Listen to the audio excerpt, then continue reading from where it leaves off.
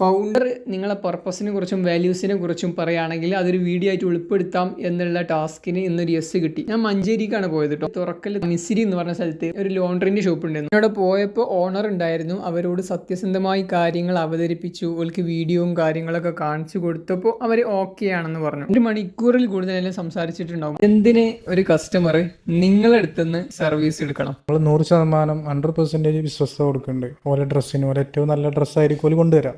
അതിനനുസരിച്ചുള്ള അത്രയും നല്ലൊരു ട്രീറ്റ്മെന്റ് നമുക്ക് അതിന് കൊടുക്കാൻ പറ്റും ആ ഡ്രസ്സിന്.